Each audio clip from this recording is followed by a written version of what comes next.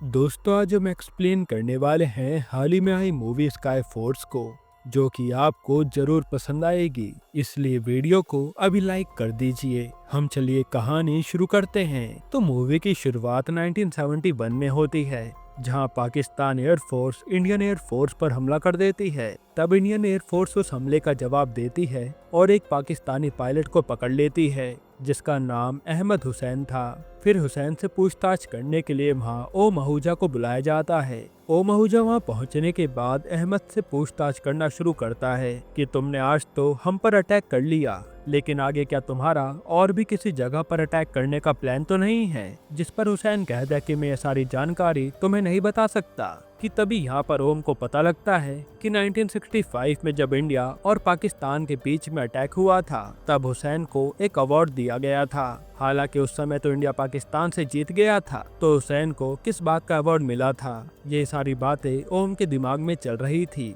और वो हुसैन से पूछने लगता है। तब हुसैन बताता है कि उस अटैक में मैंने एक इंडियन पायलट को खत्म कर दिया था, इसलिए मेरी सरकार ने मुझे इसी चीज के लिए अवार्ड दिया था। अब ये सारी बातें सुनकर ओम शॉक्ड हो जाता है, जिसके बाद कहानी फ्लैशबैक में जाती है और हमें 1965 का सीन दिखाया जाता है, जहां हम एक एयरबेस को देखते हैं और वहां का विंग कमांडर ओ महूजा होता है और वो अपने जूनियर्स को ट्रेन कर रहा होता है। उसी बैच में उनका फेवरेट विजय नाम का पायलट भी होता है, जिसको सब लोग टैबी कहकर बुलाते थे। टैबी के किरदार की बात करें तो वो काफी फियरलेस बंदा था। रूल्स मानने तो उसे आते ही नहीं थे। उसका मानना था कि फाइट के दौरान रूल में कोई लिमिट नहीं होती, अगर रूल फॉलो किए तो फाइट हार जाएंगे।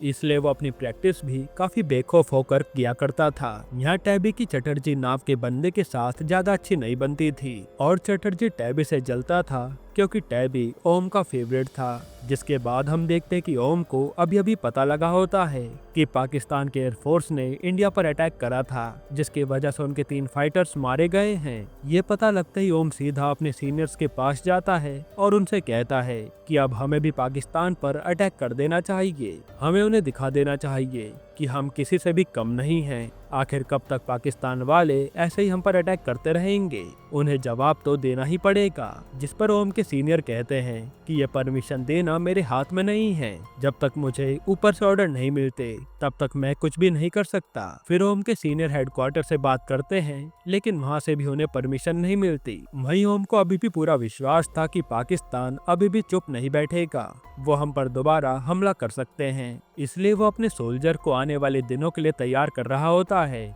वो अपने सोल्जर को समझाता है कि हम पर किसी भी वक्त अटैक हो सकता है, इसलिए हमें हमेशा चौकन्ना रहना होगा। साथ ही वो ये भी बताता है कि पाकिस्तान के पास जो एयरक्राफ्ट है वो काफी एडवांस है, जो कि उन्हें अमेरिका ने दिया है। और रही बात हमारी, तो हमारे पास इतने एडवांस एयरक्राफ्ट नहीं हैं और ना ही हम पर इतना बजट है कि हम उन पुराने एयरक्राफ्ट को अपग्रेड कर सकें। तब ये सारी बातें सुनकर टैबी ओम से पूछता है कि हम इतने एडवांस एयरक्राफ्ट के सामने कैसे टिक पाएंगे। तब ओम टैबी से कहता है कि तुम भागते हुए आओ और मुझ पर अटैक करो। टैबी बिल्कुल ऐसा ही करता है और वो भागते हुए उसके पास जाता है, लेकिन ओम बीच में से हट जाता है और टैबी गिर जाता है। ऐसा होने के बाद ओम अपने सोल्जर से कहता है कि हमें भी पाकिस्तान एयरफोर्स के साथ यही करना है, उनके स्ट्रेंथ को ही हमें उनकी वीकनेस बनाना है। तब ओम की बात सभी सोल्जर्स को समझ आ जाती है। फिर ओम और टैबी बात करते हुए जा रहे होते हैं, जहाँ टैबी उनको सॉरी बोलता है, क्योंकि ट्रेनिंग के लिए ही सही उसने ओम पर अटैक किया था।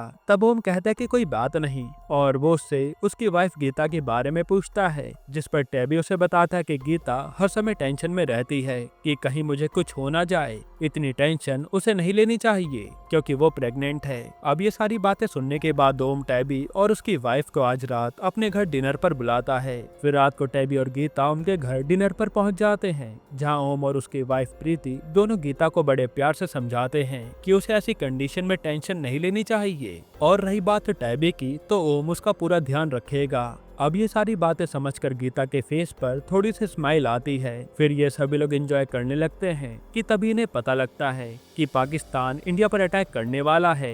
ये खबर सुनते टैबी और ओम यहाँ से फौरन निकल जाते हैं और जंग की तैयारी करने लगते हैं, लेकिन इतने में पाकिस्तान वाले उन पर अटैक कर देते हैं और इंडिया के काफी सारे सोल्जर्स मारे जाते हैं। अब अपने सोल्जर्स को शहीद होता हुआ देखकर इंडिया डिसाइड करता है कि अब शांति समझौते से कुछ नहीं होगा उन्हें भी पलटकर जवाब देना पड़ेगा। फिर हम ओम और उसके सीनियर्स को देखते हैं जो कि स्ट्रेटेजी बना रहे थे, जहां पर ओम अपने सीनियर्स को बताता है कि पाकिस्तान ने अपने अमेरिकन एयरक्राफ्ट को बॉर्डर के पास वाली एयरबेस में नहीं रखा है, बल्कि पाकिस्तान के सेंटर सरगोधा में रखा हुआ है, क्योंकि उन्हें लगता है कि हिंदुस्तान वाले सरगोधा में कभी अटैक नहीं कर पाएंगे, इसलिए हमें सरगोधा में ही अटैक करना पड़ेगा। दरअसल ये सारी बात ओम को पाकिस्तान के पीएम की स्पीच सुनकर पता लगी थी, जिसमें पाकिस्तान का पीएम कहता है कि हमारे पायलट्स हिंदुस्तान पर हमला करके 30 मिनट में वापस आ गए थे। तब ओम कहता है कि अगर वो बॉर्डर पर होते तो वो 10 मिनट में अपने बेस कैंप पर नहीं पहुंच पाते, लेकिन उन्हें 30 मिनट लगे, तो मैं श्योर हूँ कि वो सरगोधा में ही होंगे। अब इसके बाद वो लोग डिसाइड कर लेते हैं कि वो लोग सरगोधा पर ही अटैक करेंगे और इसके लिए वो प्लान बनाने लगते हैं। लेकिन तभी ओम का सीनियर कहता है कि हमारे पास इतना फ्यूल ही नहीं है। तब टैबी उन्हें एक आइडिया बताता है जिसकी वजह से वो अपने एयरक्राफ्ट में और फ्यूल ऐड कर सकते थे। अब टैबी का आइडिया सुनकर सभी लोग खुश हो जाते हैं और अटैक की तैयारी करने लगते हैं। वहीं ओम का सीनियर सोचने लगता है कि अगर उन्होंने टैबी को जंग में भेजा तो वो रूल्स ब्रेक करके कोई ना कोई गलती जरूर करेगा, इसलिए वो टैबी को स्टैंड बाय में खड़ा करके सबको आगे भेज देते हैं। अब ये बात जैसे टैबी सुनता है तो वो शॉक्ड हो जाता है, क्योंकि टैबी अपने देश के लिए कुछ करना चाहता था।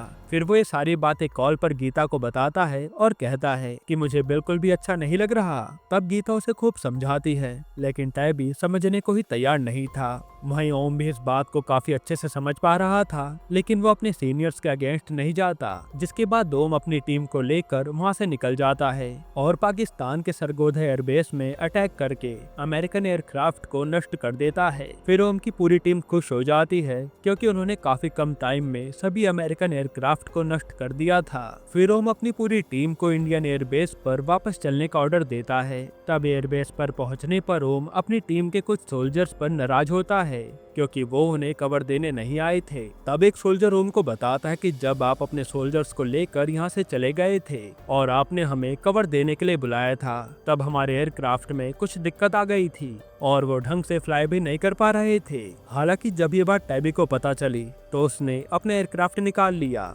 जिसमें कुछ टेक्निकल इश्यूज थे। फिर टैबी ने ठीक किया और जैसे तैसे ओम की टीम को कवर देने के लिए निकल गया। हालांकि ओम के सीनियर्स टैबी को रुकने का ऑर्डर देते हैं, पर टैबी उनके ऑर्डर्स फॉलो नहीं करता और कवर देने निकल जाता है। ये सुनने के बाद ओम टेंशन में आ जाता है, क्योंकि टैबी अभी तक वापस नहीं आया था। फिर वो टैबी की इंक्वायरी करना शुरू करता है, लेकिन टैबी का कुछ भी पता नहीं लगता। तभी ओम को प्रीति का कॉल आता है, जो उसे बताते हैं कि टैबी को बेटी हुई है, इसलिए तुम फटाफट से टैबी को लेकर हॉस्पिटल पहुंच जाओ। ये सुनकर ओम काफी टेंशन में आ जाता है और सोचने लगता है कि वो गीता को कैसे बताएगा कि टैबी का कुछ भी पता नहीं लग पा रहा।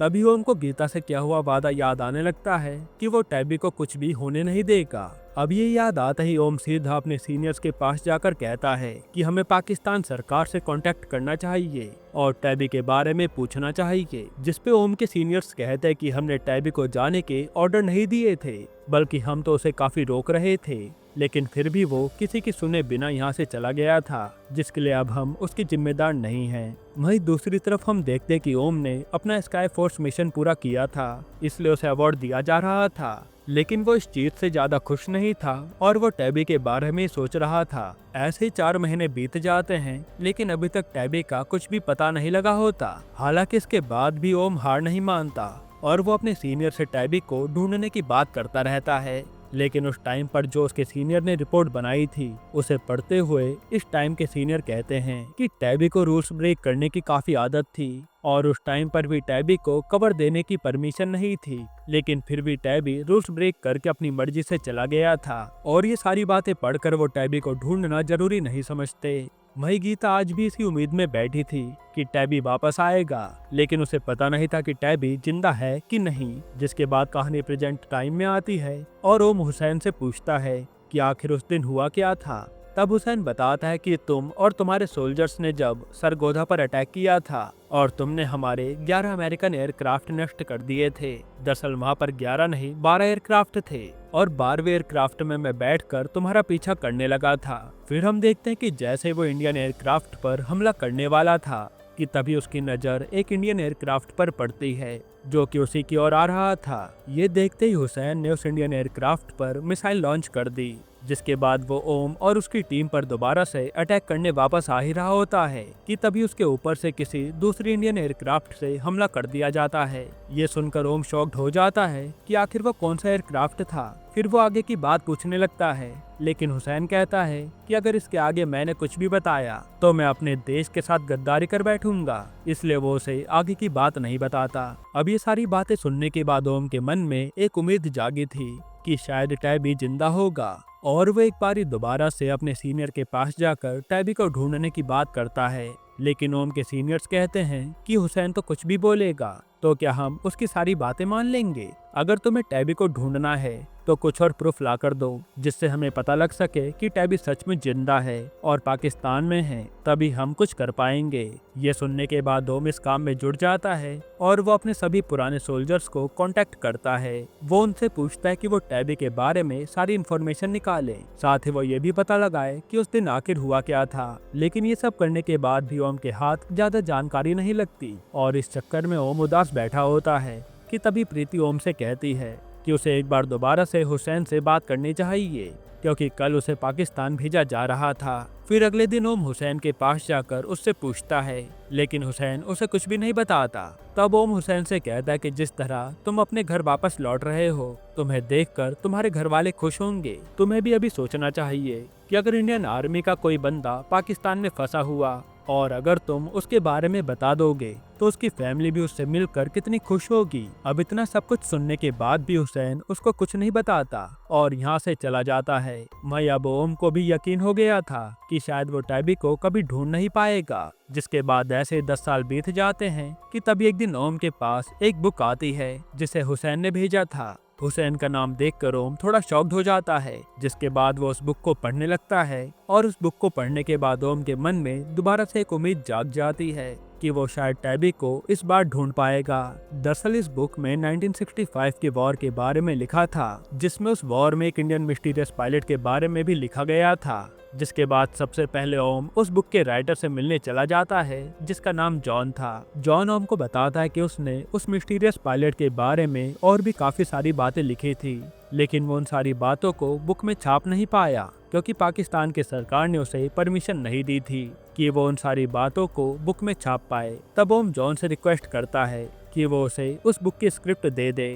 तब जॉन उसे वो पूरे पन्ने दे देता है, जिसे पढ़ने के बाद ओम को सारी बात समझ आ जाती है और फिर वो सीधा पाकिस्तान पहुंचता है हुसैन से मिलने के लिए। तब हुसैन ओम को बताता है कि उस समय मैं तुम्हें कुछ बता नहीं पाया था, क्योंकि उस समय मैं एक आर्मी मैन था और अगर तुम्हें मैं कुछ भी बताता तो मैं अपने देश के साथ गद्दारी करता, लेकिन अब मैं रिटायर हो चुका हूँ तो तुम्हें अब मैं सारी बात बता सकता हूँ। जिसके बाद कहानी दोबारा से फ्लैशबैक में जाती है वही 1965 की वॉर के दौरान, जब हुसैन ओम की टीम पर अटैक करने वाला ही होता है कि तभी उसे अपनी ओर आता हुआ इंडियन एयरक्राफ्ट दिखता है, जिसे देखते ही हुसैन उस पर अटैक कर देता है और उसे लग रहा था कि वो इंडियन एयरक्राफ्ट नष्ट हो चुका है, लेकिन ऐसा नहीं होता। टैबी अपनी स्किल्स यूज करके उस अटैक से बच जाता है और हुसैन पर अटैक कर देता है। फिर हुसैन और टैबी के बीच में काफी अच्छी फाइट होती है, जिसमें दोनों ही एक दूसरे को हरा नहीं पा रहे थे। वहीं हुसैन ये देखकर थोड़ा शॉक्ड था, क्योंकि टैबी का एयरक्राफ्ट पुराना था और वहीं हुसैन के पास जो एयरक्राफ्ट था वह एडवांस टेक्नोलॉजी से बना हुआ था। फिर भी वो टैबी को हरा नहीं पा रहा था। यहाँ हुसैन को समझ आ गया था कि टैबी एक काफी अच्छा पायलट है और इसी दौरान टैबी हुसैन के एयरक्राफ्ट पर मिसाइल लॉन्च करके उसे नष्ट कर देता है। तब हुसैन तुरंत अपने एयरक्राफ्ट से पैराशूट खोलकर निकल जाता है। वही टैबी का एयरक्राफ्ट पुराना था, इसलिए वो अंदर से लॉक हो जाता है, इसलिए टैबी उसमें से बाहर नहीं निकल पाता। जिसके बाद उसका एयरक्राफ्ट जंगल में जाकर क्रैश होता है और उसकी वहीं मौत हो जाती है। ये सब सुनने के बाद ओम उस बुक और सब सबूतों को लेकर इंडिया आता है और प्रेसिडेंट को एक लेटर लिखता है, जिसके बाद टैबी के ऊपर एक और इंक्वायरी बैठाई जाती है और तब ओम अपने सीनियर्स को बताता है कि उस दिन टैबी के साथ दरअसल हुआ क्या था। साथ ही वो ये भी बताता है कि जब अमेरिका वालों को पता लगा था कि एक इंडियन पायलट ने अपने पुराने एयरक्राफ्ट से उनके एडवांस टेक्नोलॉजी वाले एयरक्राफ्ट को ब्लास्ट कर दिया था, तो ये बात सुनकर वो शॉक्ड थे।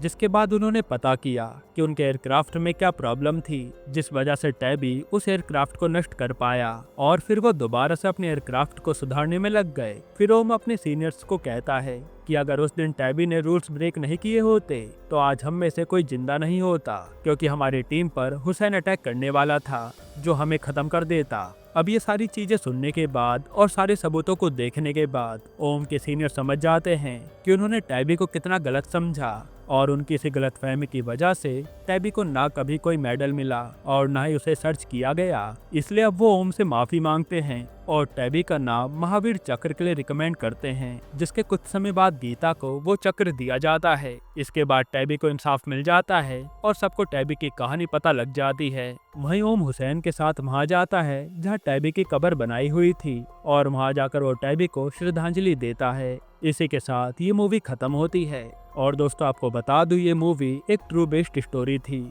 आपको ये मूवी कैसी लगी हमें कमेंट में जरूर बताइएगा, और इसके अलावा आप कौन सी मूवी का एक्सप्लेनेशन चाहते हैं वो भी कमेंट कीजिएगा। बाकी अगर आपको हाल ही में आई एक कमाल की मूवी देखनी है तो आप ये वीडियो देख लीजिए।